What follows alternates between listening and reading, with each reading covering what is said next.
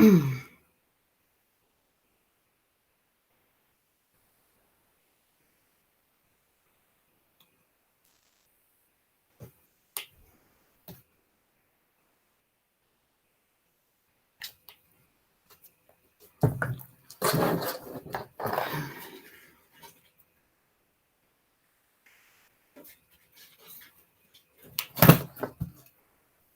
guys.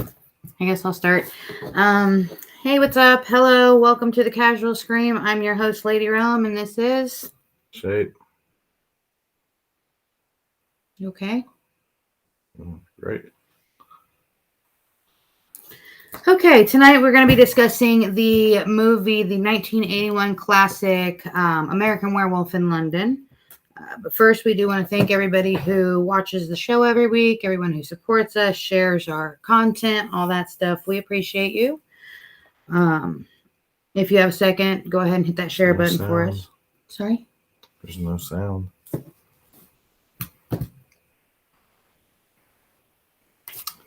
Wonderful. I don't know why there would be no sound.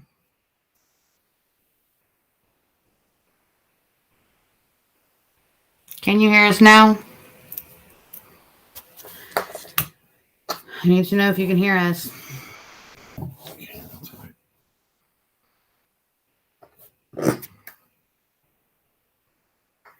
Yeah, there's sound. There's sound. I got sound on my end, so you guys should have sound on your end. Anyway, back at it. Again, for those of you who didn't hear, tonight we're going to be discussing the American Werewolf in London movie.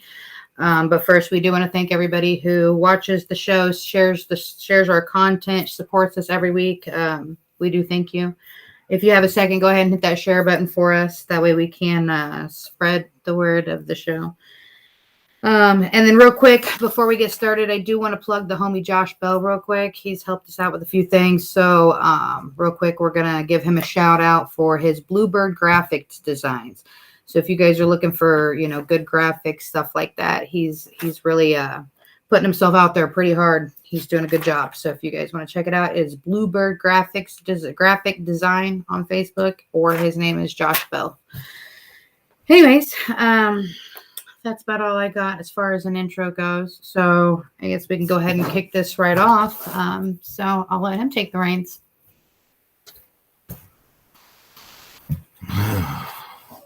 This week, American Werewolf in London. It's one of my favorites.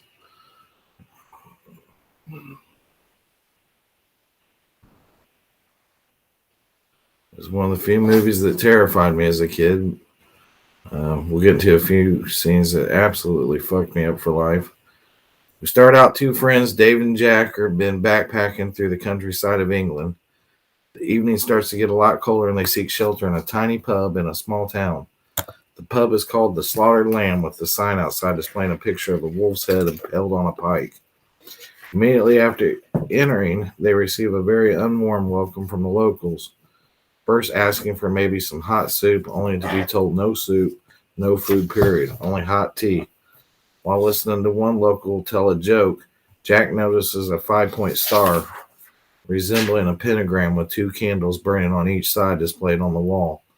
Making one patron miss a shot and darts while asking the question, they suddenly worn out their welcome and left the bartender feeling guilty for sending the two young men out in the cold dark to inevitably be sacrificed to whatever roamed the countryside during the full moon.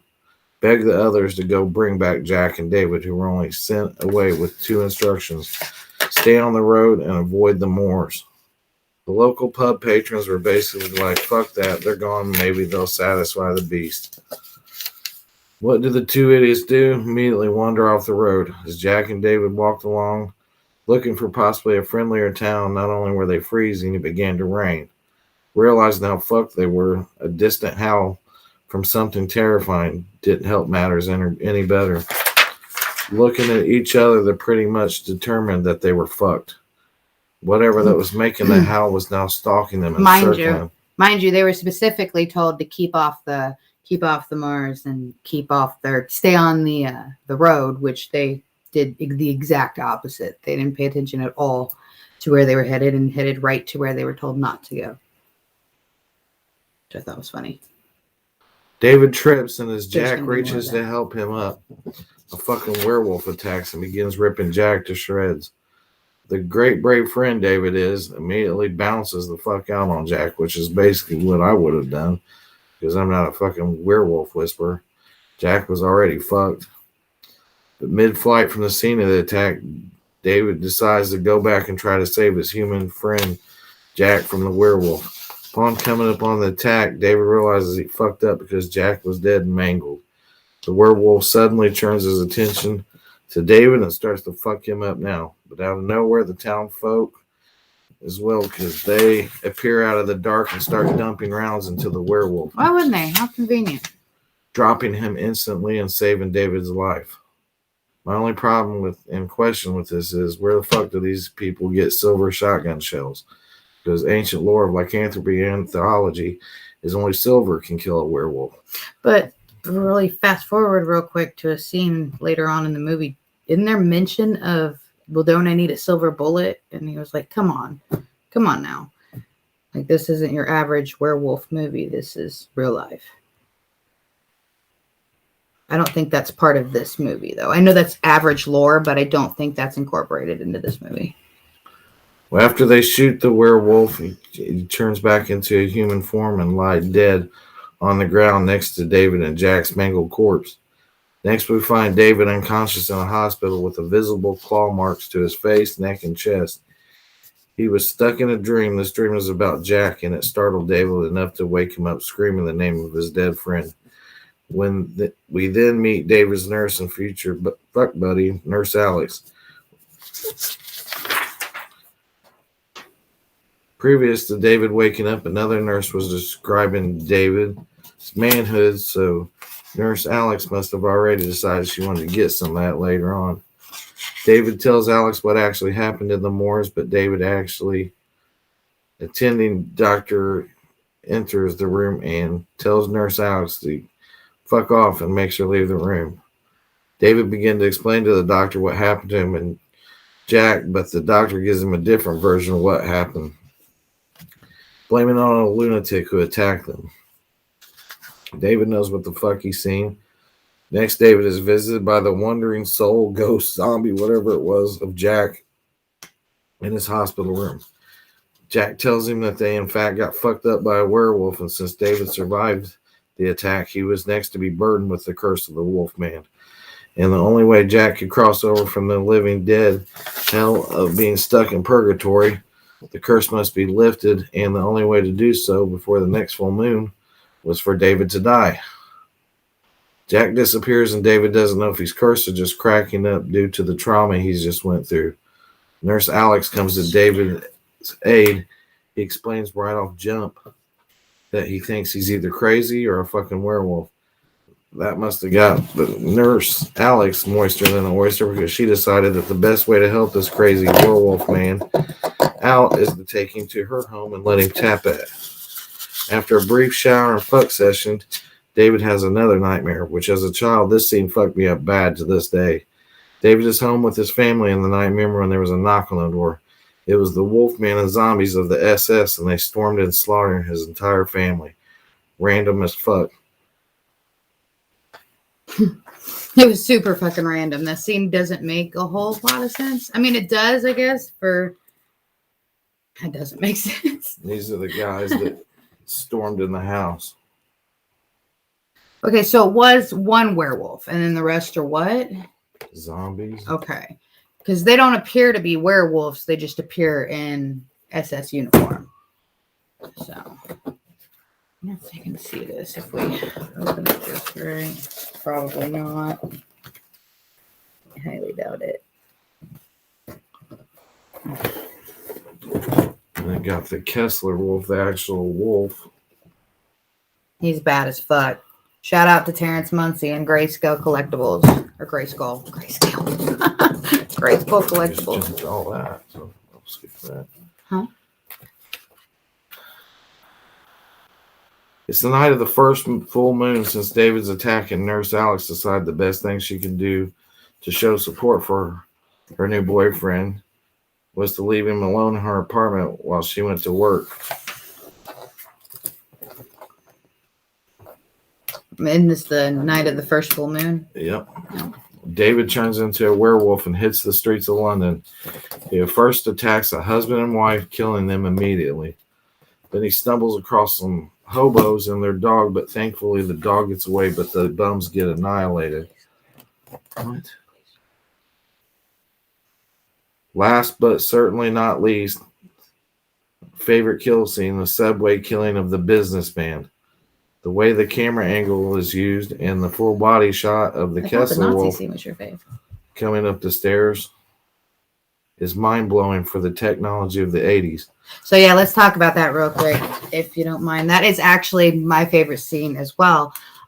So like he was saying about like the way the scene was shot in the 80s, that whole running down that tunnel was so incredibly suspenseful, in my opinion. But the best part, aside the transformation, which we didn't get to talk about either, so we're going to back it up real quick. But this scene, the way because the gentleman that's running away from the werewolf, he hits the escalator and falls down on it. So we get this shot from above, right above head, where we're looking down at this man, and next thing you know, here comes the wolf coming, and it's like a full-blown shot of the wolf, everything from an overhead shot. It is shot beautifully, absolutely amazing. And real quick, let's back it up to the transformation scene. This is probably one of the most iconic transformation scenes in the history of movie making. It is literally approximately a 2-minute transformation scene, and it literally shows every single square inch of this man turn into a werewolf in great detail. So up until this point, there were transformation scenes where they did like they'd shoot a scene and then they'd pause it, and then they'd add a little bit more hair or what have you on the werewolf, and then they'd shoot again and then pause it and add a little bit more hair. And then after all was said and done, they'd kind of splice it together to where it looked like he was transforming. Or even before that, you'd have like a man running in the woods and then maybe past a bush or a tree or something. And next thing you know, he runs out and he's a werewolf. So up until this point and this movie and that particular transformation scene, things were done a lot simpler. So this just absolutely mind-blowing. This is, like I said, one of the best scenes in the entire movie. So anywho, we can go ahead and pick back up. Sorry. All the transformation. Why would you talk about the transformation after? The next morning, David wakes up in the wolf enclosure at the zoo, naked and confused. He jets toward Alex's apartment naked, still in a jacket to cover his privates. Arriving at the apartment, Alec greets him, wondering where the fuck he's been. He tells her he can't remember, but he thinks he did something bad. David is freaked out again after his doctor and Alex's boss calls her and tells her after visiting the town David claims he was attacked in, that David in fact was probably the murderous creature that killed 6 people that night before, and that she should bring David to him so he could help. It all seems to come back to David exactly just what happened. He did the previous night, and he knows he needs to kill himself. He rushes from Alex's apartment trying to get away from her, because apparently after just a few nights of fucking, they were both suddenly in love with each other and didn't want to hurt her next. Alex chases after him through the streets of London. David is telling her to stay away from him, even approaching a London bobby confessing to the previous night's murders. The officer didn't believe his ramblings about being a ravenous werewolf and would not arrest David. Then David sees Jack outside of a porn movie theater and immediately follows Jack into the house. This is after he called his family, told them all goodbye, and he called and spoke to a sibling because his family wasn't home, but he told them all goodbye, and he was going to kill himself, but seen Jack and stopped. Right? Yep.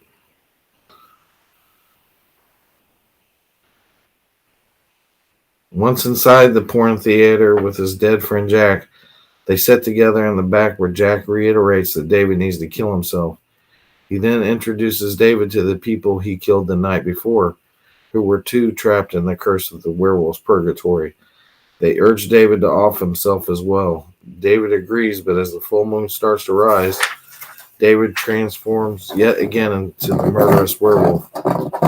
He viciously attacks the patrons of the porn theater, causing people to rush out in sheer terror and panic. London bobbies get to the theater after one officer goes inside and sees the beast mauling his victim. He flees in terror, and the other officers try to trap the beast in the theater, but he escapes, fucking people up left and right throughout the streets of London.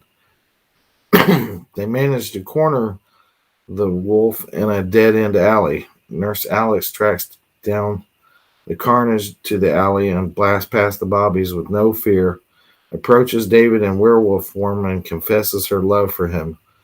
The werewolf first gives her a look like, "Aw," then suddenly his demeanor changes and he gives her a look like, "Bitch, I'm about to eat you up," and lunges towards her and the London riot squad unloads their rifles with apparently more of the infamous silver shotgun shells, and the werewolf is dead, leaving behind the corpse of a naked David in one of the stupidest fucking random endings of a movie that I've ever seen. And the credits roll. All right, so let's talk about this. What did you think of the movie? Well, it was great until the end. Like most everything. What does that mean? It was great all the way until the end of it, and then it just sucked. Okay.